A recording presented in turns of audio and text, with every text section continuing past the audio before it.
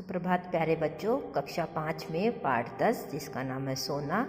बच्चों, हम अपने घर में कुत्ते, बिल्ली या दूसरे बकरी वगैरह पालते हैं, लेकिन आपने कभी देखा है कि जो जंगली जानवर होते हैं उनमें सबसे सुंदर कौन सा होता है? हिरन। हिरन बड़ा मासूम सा होता है, घास वगैरह खाता है, ना तो वो मांसाहारी है, और छोटे छोटे रंग और उनकी मोटी मोटी आँखें कितनी सुंदर लगते हैं ना। उछलते कूदते अपनी माँ के साथ कितने सुंदर लगते हैं ना। तो जो हमारी कहानी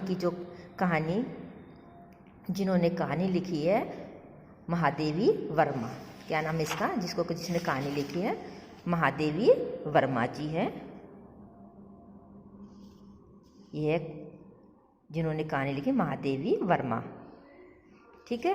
तो इन्होंने अपने पहले एक सोना नाम की हिरनी पाली थी। हिरनी का बच्चा बिल्कुल छोटा सा था।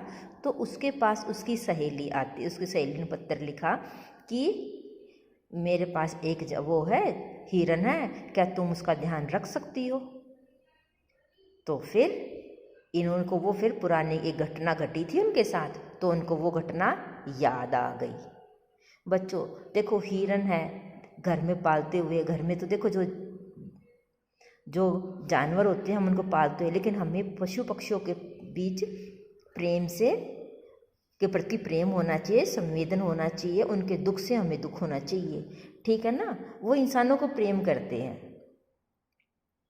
बच्चों, जो हमारी कहानी है बहुत अच्छी कहानी है, तो करते हैं अपनी कहानी की शुरुआत। और हाँ, जिनका भी जानवरों के लिए जंगल बनाए गए, तो हमें उनके जो प्राकृतिक रूप से उनके जंगल में रहते हैं जानवर, तो हमें उनसे दूर करना उचित नहीं है। ठीक है ना। उनके घर है वहीं पर ठीक लगता है। अब आपको आपके घर से दूर करके और कोई जंगल में ले जाए, ठीक थोड़ी लगेगा? नहीं लगता ना। ऐसे ही तो जानवरों का जो घर कहाँ है, वो है जंगल। तो जंगल में ही उनका घर है। अच्छा, और एक ये बताओ, आपने कभी कोई पशु पाला है?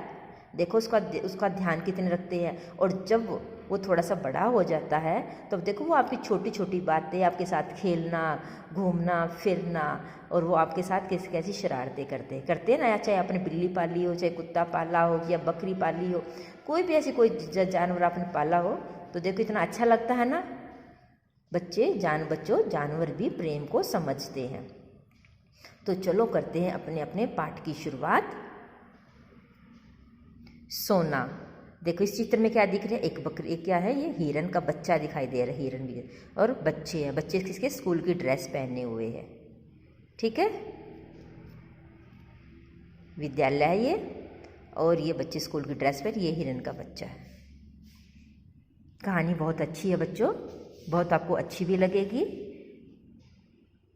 सोना की आज अचानक याद आ जाने के कारण मेरे एक परिचित की पोती सुस्मिता का लिखा पत्र था, जिसमें उसने मुझे एक हिरन की देखभाल करने का अनुरोध किया था।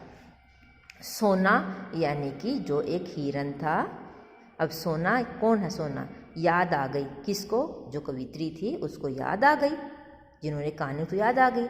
मेरे एक परिचित की पोती, ठीक है, उसका क्या नाम था? सुस्मिता। उसने पत्र लिखा जिसमें उसने मुझसे एक हिरन की देखभाल करने का अनुरोध किया। अनुरोध यानी कि उसने उससे विनती की कि मेरे हिरन का देखभाल आप कर दो।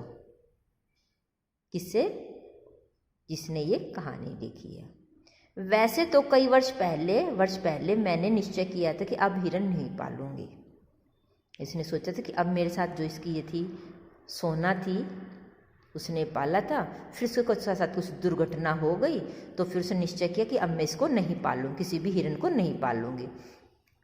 परंतु आज निश्चय को तोड़े बिना इस जीव की रक्षा भी नहीं की जा सकती।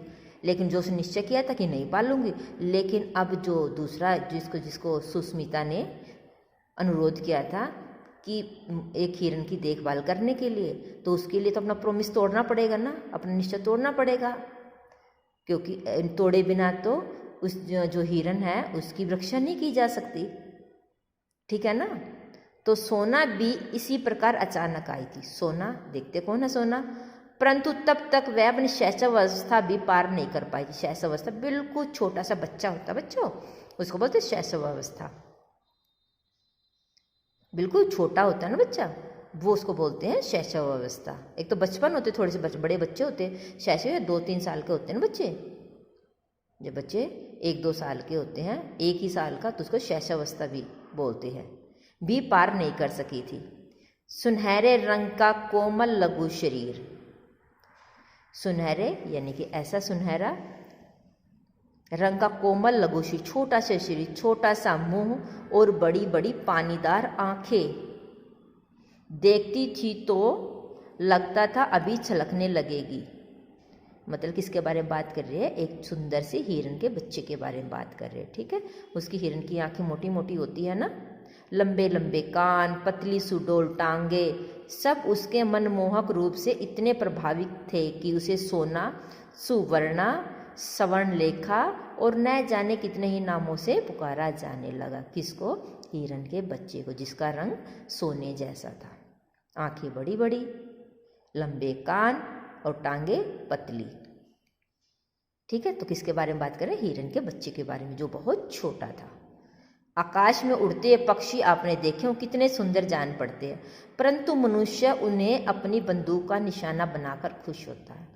हाँ बच्चों देखो, आसमान में पक्षी उड़ते सबको अच्छे लगे, लेकिन बहुत सारे ऐसे भी मनुष्य हैं, इंसान हैं, जो कि उनको अपनी बंदूक का निशाना बना देते हैं और उसका शिकार करते हैं। निशाना लगते ही न जाने कितने उड़ते गाते पक्षी ढेले के समान धरती पर आ गिरते हैं, ठीक है।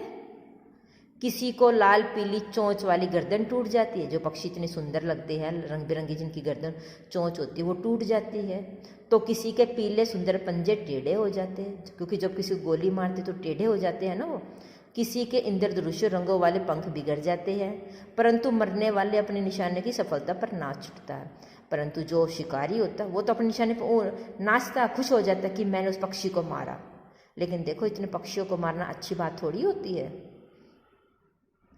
पक्षी इतने सुंदर लगते हैं आसमान में उड़ते हुए, और ऐसे ही मरने लग जाएंगे, ऐसे ही सभी जानवरों को मारेंगे, सभी पक्षियों को मारेंगे, तो ऐसे तो कोई भी पक्षी नहीं रह बच पाएगा, ठीक है बच्चों। आज इतना हमने पढ़ा है, तो आप भी अपनी नोटबुक में ऐसे ही सुंदर से अपने मनपसंद किसी पक्षी का चित्र बनाओ, या फिर हिरन का ऐसे चित्र बनाना, ठीक है। आज के लिए इतना, अपना ध्यान रखिए, धन्यवाद।